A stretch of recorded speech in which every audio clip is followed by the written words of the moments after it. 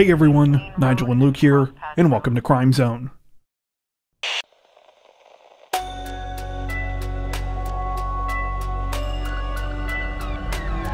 Authorities in Oklahoma County, Oklahoma say that a 22-year-old man is in custody and facing several charges this week after he led police on a dramatic and dangerous high-speed chase.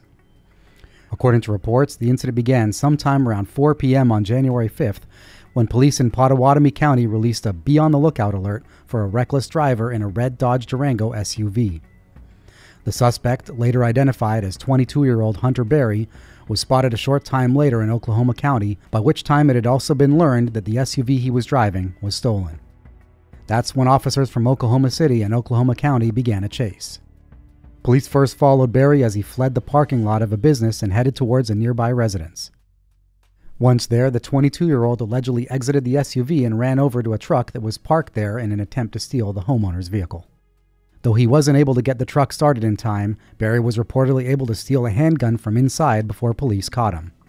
He then fled the scene in the red Durango again.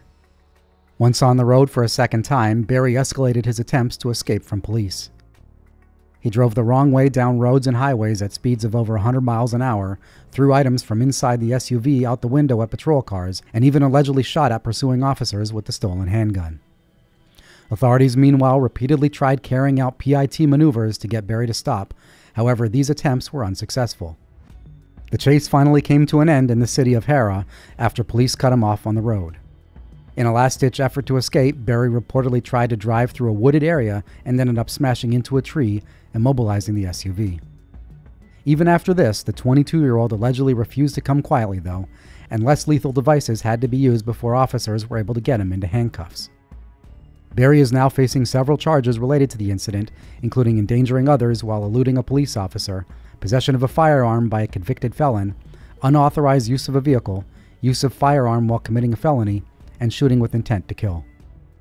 According to reports, the 22-year-old has prior convictions and had only been released from prison back in July after serving time for a burglary charge.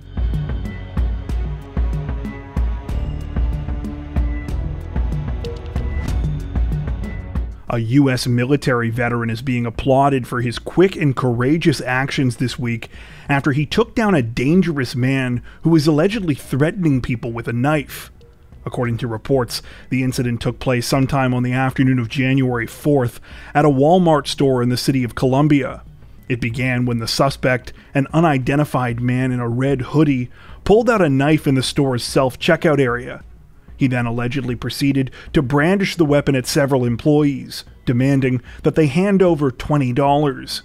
As the terrified staff members ran from the armed suspect, one man attempted to reason with him. However, he apparently could not be talked down and instead tried to slash the Good Samaritan in the face. The man then yelled, quote, "When the cops get here, I'm going to start cutting you all up." As all of this unfolded, military veteran Demario Davis was watching closely. He was shopping with his son at the time, but when he saw the situation getting out of hand, he reportedly decided to step in. After grabbing a stanchion pole, he seized on a moment of distraction and hit the suspect in the head from behind. The man instantly fell to the ground, providing a window for another bystander to quickly move in and take his knife. Not long after, the suspect was arrested by police and taken to a hospital to be treated for injuries. It's unclear if charges have since been filed against him. As for Davis, he credits his timely and effective intervention to his military training. He also says that he's a community person and that he feels a sense of obligation to help out whenever he sees something in his area that isn't right. In an interview after the incident, he stated in part, quote, "With all the violence and things and attacks going on, you want your people in the community to step up as well. The cops can't do it all by themselves."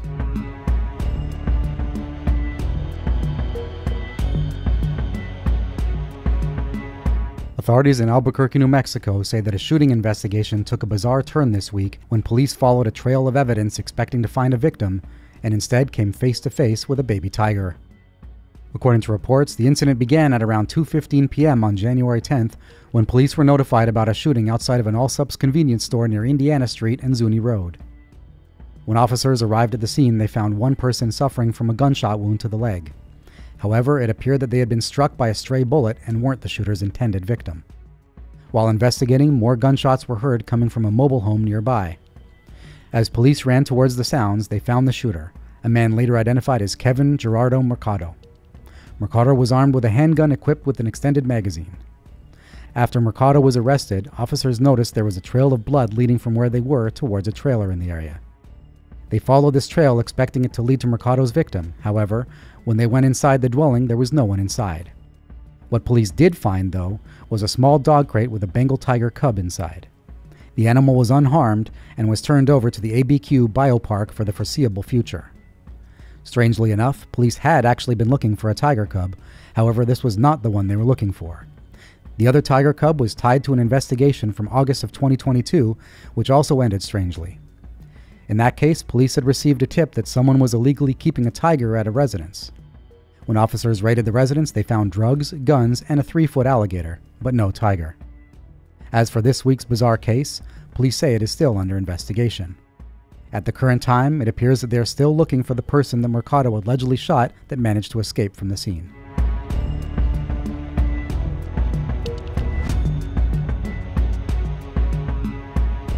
Representatives from the Toronto police have released the name of a 59-year-old man this week, nearly a month after he was allegedly beaten and stabbed to death by a group of teenage girls in what investigators have called a swarming attack. The incident began at around 12:15 a.m. on December 18th, when police were called to York Street and University Avenue with reports of a violent attack.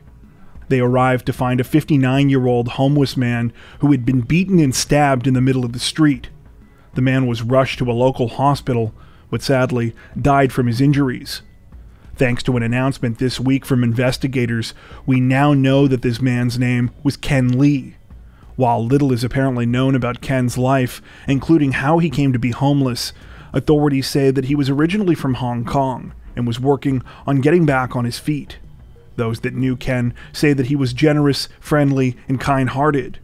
Indeed, it now seems that it was the 59-year-old's attempt to help a friend that got him involved in the altercation that ended his life. According to reports, on the night of Ken's murder, he and a female friend were standing outside of the shelter where they were staying. They were talking, having a cigarette, and sharing a drink together when they were approached by a group of 8 teenage girls, all of whom were between the ages of 13 and 16. The unidentified female friend told police that the teens walked up to her and tried to steal her bottle of liquor. She allegedly tried to tell them to go away, but they refused, causing Ken to step in and try and stand up for his friend. That's when the group of girls reportedly turned their attention to him instead, and things turned violent. Witnesses claim that Ken tried his best to protect himself, but the teens just kept coming back and attacking him. All 8 suspects have now been arrested and charged with second-degree murder, though none of their names have been released in accordance with the Youth Criminal Justice Act. As disturbing as all of this is, authorities may be investigating the group of suspects for additional crimes. In particular, an undisclosed source claimed to local media this week that police are investigating whether the teens were responsible for a spree of as many as 5 random assaults on the city's subway system in the hours before Ken's murder. According to reports, the attacks all happened on Line 1 and allegedly took place at Queen's Park, St. Patrick, Osgood, St. Andrew, and Union stations. At the time of this recording, police have not confirmed whether they believe the group was involved in these assaults, though they say that the incidents are still under investigation.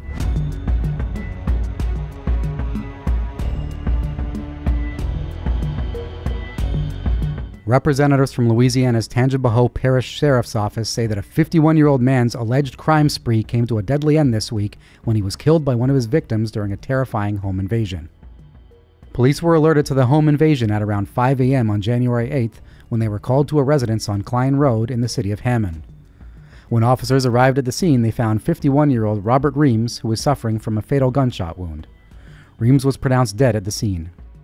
According to reports, Reams was shot after breaking in through the bedroom window of the female homeowner. The woman was asleep inside with her 2 children at the time and allegedly awoke to find Reams standing over her. His face was covered, and he was armed with a shovel and a lug wrench. The 51-year-old reportedly tried to attack the mother with his shovel, but thankfully she managed to get to her gun and fire at him before he could seriously harm her. Little did the woman know she was far from the only person to allegedly be victimized by Reams that night. Just a short time before that, he had allegedly attempted to carjack a man who had agreed to give him a ride, and a few hours before that, police say he robbed a local convenience store at gunpoint. While authorities say that they don't know what Reams' exact intentions were when he broke into the victim's house on Clyde Road, they say that he may have been planning to steal the woman's car keys. This is because the failed carjacking he had committed only happened about 3 blocks away from the address, meaning that Reams was likely still looking for a vehicle. To top it all off, police say that Reams was out on parole at the time of the alleged crime spree that ended in his death. He had reportedly been let out after serving approximately 20 years in another armed robbery case. At the time of this recording, authorities say that they are still investigating the whole situation, but that it is unlikely any charges will be filed since they believe Reams was killed in self-defense.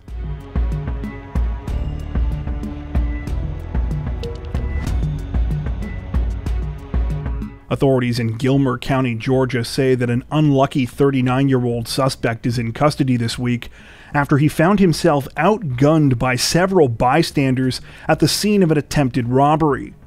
The incident took place at around 6:30 p.m. on January 9th, when 39-year-old Sean Sutton and his wife Melody arrived at an Ideal Mart gas station in the city of Ellijay. According to reports, Melody waited in the car while Sutton walked inside, at first pretending to be a customer about to purchase an energy drink. However, at some point the 39-year-old allegedly proceeded to take out a pair of women's underwear, pull them onto his head in an attempt to cover his face, and then remove a .45 caliber handgun from his pocket. He then went behind the gas station's counter, pointed the weapon at the store's clerk, and demanded money. Unfortunately for Sutton, what he didn't know was that he wasn't the only person who had a gun. It turned out that not one, not two, but 3 customers who were at the gas station were also armed, and when they realized what was going on, they quickly intervened. After some coordination, the trio reportedly managed to disarm Sutton, who was held until law enforcement could make it to the scene. Even after police arrived, though, Sutton was apparently uncooperative. He was finally taken into custody after allegedly being tasered by one of the responding officers. Sutton's wife Melody was also arrested at the scene, though she reportedly went quietly. At the time of this recording, both suspects have reportedly been charged with armed robbery. Sutton faces further charges of aggravated assault and possession of a firearm by a convicted felon.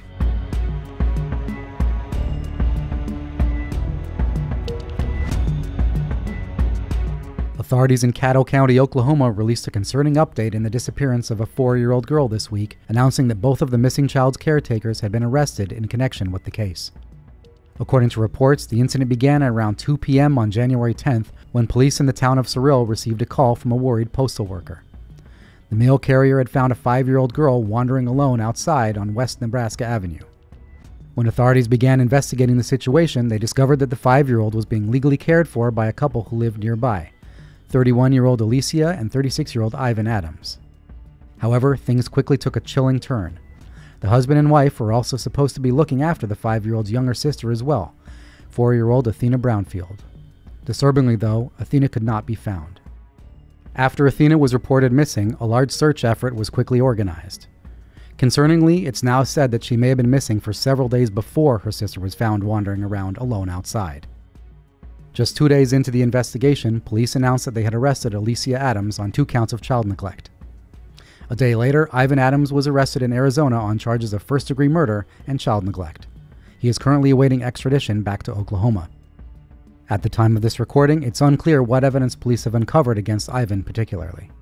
So far, it appears that the search for Athena is ongoing, though the charges seem to indicate that authorities fear the worst. The situation is still developing.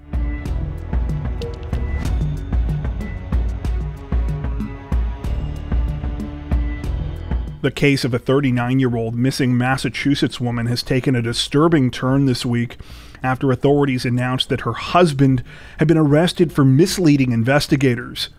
According to reports, the case began on January 4th when police were called by concerned colleagues of Anna Walsh. The 39-year-old mother of 3 had failed to show up for work at the Washington, D.C. real estate company where she worked, and no one had been able to reach her for several days. When authorities spoke to Anna's husband, 47-year-old Brian Walsh, he told them that he hadn't seen or heard from his wife since New Year's Day. He claimed that Anna had left the family home in Cohasset, Massachusetts that morning, telling him that she needed to fly to D.C. for a work emergency. Things got even more concerning when police checked airline records and discovered that Anna had never boarded a flight out of Massachusetts. They also couldn't find any evidence that she had even used a rideshare service to get to the airport, as she usually would. A large search effort was launched soon after, including police canine teams, helicopters, and divers, but no trace of Anna was found. However, as police and volunteers searched for the missing mother, investigators say that some of the information provided to them by Brian Walsh started not to add up. They discovered that Anna's cell phone was still pinging cell phone towers at the family home in Cohasset as late as January 2nd, and when they asked Brian about his whereabouts, he failed to mention a particularly noteworthy trip to Home Depot. During this trip, he had purchased $450 worth of items, including a tarp, tape, mops, a bucket, and other cleaning supplies. Things only got more concerning when police conducted a search of the Walsh's home, and they allegedly found a broken knife with blood on it in the basement. Authorities also recovered several disturbing items they believe are linked to the investigation at a transfer station in the city of Peabody, just 5 miles from Brian's mother's house. These items included a hatchet, a hacksaw, trash bags, used cleaning supplies, and a rug. That wasn't all, though. When investigators combed through Brian's internet history, they learned that he had allegedly looked up information on dismemberment and had also searched the phrase, quote, "how to dispose of a 115-pound woman's body." At the same time that investigators uncovered all of this, they also reportedly started to learn concerning information about the Walsh's relationship. There were previous instances in which Brian had allegedly threatened to harm his wife, and just a week before she disappeared, Anna had reportedly called her mother in Serbia and frantically begged her to come to the United States. According to some of those close to Anna, they had known about tensions in her marriage since at least last March, when she had gotten her high-paying Washington, D.C. real estate job.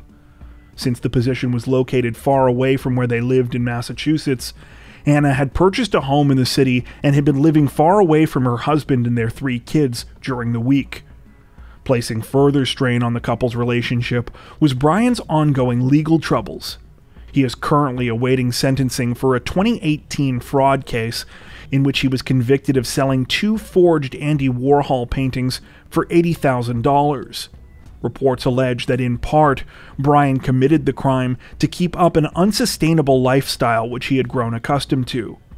All of this being said, at the time of this recording, Brian has only been arrested in connection with Anna's disappearance for misleading investigators about his actions in the days after she went missing. So far, authorities say they are still trying to figure out what happened to Anna Walsh, and that the investigation is ongoing. Before we wrap up, we'd like to take a minute to thank our amazing supporters over on Patreon.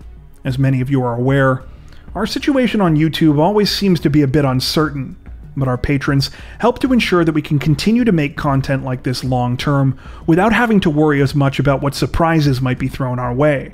Plus, patrons also get access to 4 additional stories per week for each of our Crimes of the Week and Crimes of the Week International videos.